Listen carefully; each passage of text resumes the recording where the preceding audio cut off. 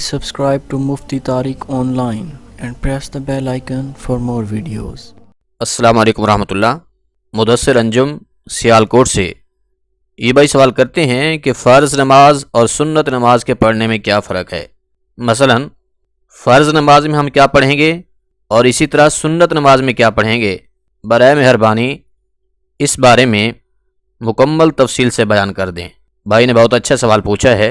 उनका सवाल ये है कि फ़र्ज़ नमाज और फिर सुन्नत नमाज पढ़ने में क्या फ़र्क है। ये एक इंतहाई अहम सवाल है। हम समझते हैं कि बहुत सारे लोग ऐसे हैं जिन्हें ये मसला मालूम नहीं है और फिर मसला के मालूम ना होने की वजह से गलतियां भी कर जाते हैं। यानी कि बाज़ लोग जिस तरह फ़र्ज़ नमाज अदा करते हैं उसी तरह से ही सुन्नत नमाज पढ़ देते हैं, और इसी तरह बाज़ लोग ऐसे भी हैं कि जो जिस तरह से सुन्नत नमाज अदा करते हैं वैसे ही फ़र्ज़ नमाज पढ़ देते हैं। तो याद रखिए, सुन्नत नमाज और फिर फ़र्ज़ नमाज के पढ़ने में फ़र्क है। हाँ, अगर आप 2 रकात फ़र्ज़ और 2 रकात सुन्नत पढ़ रहे हैं तो फिर इनका तरीका तो सेम है, लेकिन अगर 4 रकात फ़र्ज़ और 4 रकात सुन्नत या नवाफिल अदा कर रहे हैं तो इनका तरीका फिर मुख्तलिफ है। देखिए, 2 रकात फ़र्ज़ और इसी तरह 2 रकात सुन्नत, ये नमाज पढ़ने का तरीका सेम है।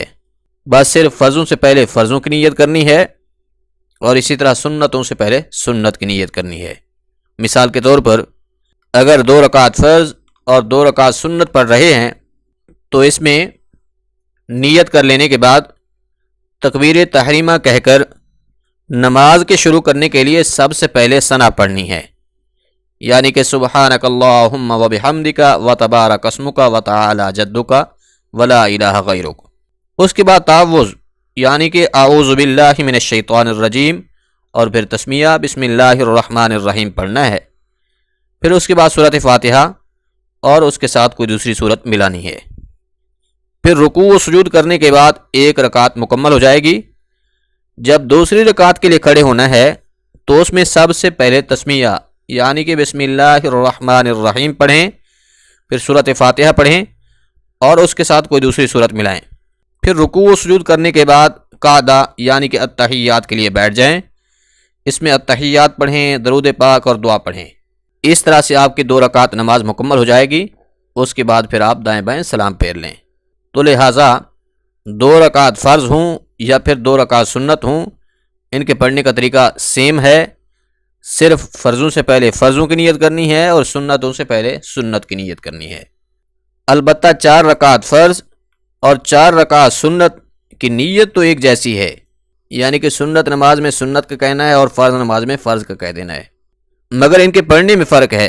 वो ये कि जब 4 रकात सुन्नत पढ़ेंगे तो सुन्नत नमाज की हर रकात में सूरत फ़ातिहा के साथ दूसरी सूरत का मिलाना ये वाजिब है।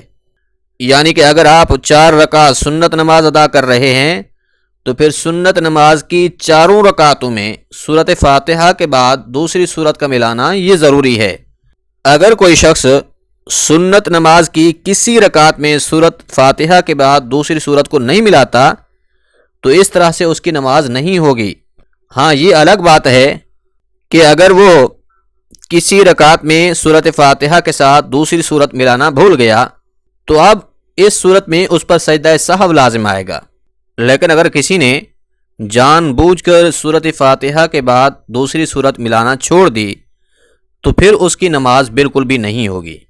तो गोया सुन्नत नमाज की 4 रकातों में दूसरी सूरत का मिलाना ये ज़रूरी है, जबकि 4 रकात फ़र्ज़ में सिर्फ पहली 2 रकातों में सूरत फ़ातिहा के साथ दूसरी सूरत मिलाना ये ज़रूरी है। यानी कि जब आप 4 रकात फ़र्ज़ पढ़ रहे हों तो उनमें पहली 2 रकातों में सूरत फ़ातिहा के साथ दूसरी सूरत मिलाएंगे, मगर दूसरी 2 रकातें जो आखिरी 2 रकातें हैं, तीसरी और चौथी, उनमें सूरत फ़ातिहा के साथ दूसरी सूरत का मिलाना ये ज़रूरी नहीं है। अब यहाँ पर ये बात जहन में रख लीजिए कि अगर कोई बंदा 4 रकात फ़र्ज़ की तीसरी रकात में या फिर 4 रकातों में सूरत फ़ातिहा के साथ दूसरी सूरत मिला लेता है तो इसमें यह नहीं है कि उसकी नमाज नहीं होगी, तब भी उसकी नमाज अदा हो जाएगी, सजदा सहव करने की भी ज़रूरत नहीं होगी। فرض نماز کی تیسری اور چوتھی رکعت میں سورۃ فاتحہ کے ساتھ دوسری سورت نہ ملانا یہ مستحب ہے۔ اگر کوئی ملا لیتا ہے تب بھی اس کی نماز درست ادا ہو جائے گی۔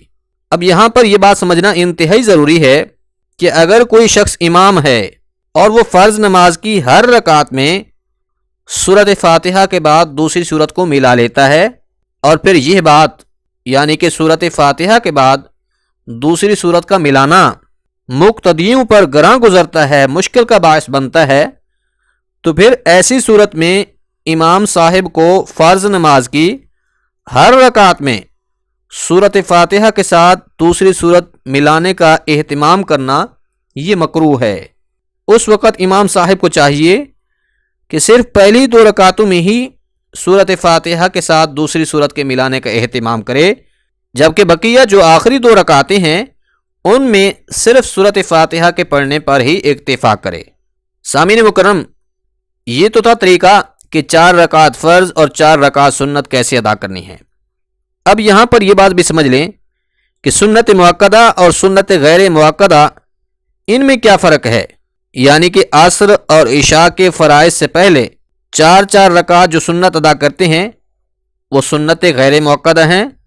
اسی طرح ظہر کے فرضوں سے پہلے یا پھر جمعہ کے فرضوں سے پہلے اور جمعہ کے فرضوں کے بعد جو 4 رکعت سنت ادا کرتے ہیں وہ سنت مؤکدہ ہیں۔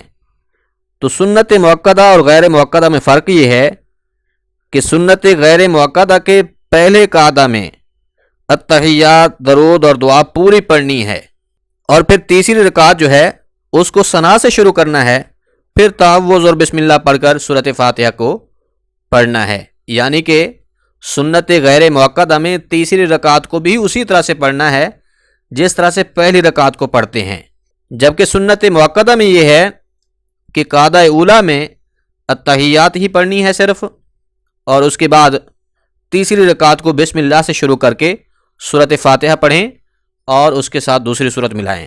یعنی کہ سنت غیر مؤکدہ میں قعدہ اولیٰ میں تشہد، درود اور دعا پوری پڑھنی ہے، پھر تیسری رکعت کو ثنا سے شروع کرنا ہے، جبکہ سنت مؤکدہ میں قعدہ اولیٰ میں صرف التحیات پڑھنی ہے، پھر تیسری رکعت کو بسم اللہ سے شروع کرنا ہے۔ تو سامعین مکرم، یہ تھا مسئلہ کہ فرض سنت نماز پڑھنے میں کیا فرق ہے۔ امید ہے آپ کو بات سمجھ آ گئی ہوگی۔ اللہ کریم عمل کرنے کی توفیق بخشے، آمین۔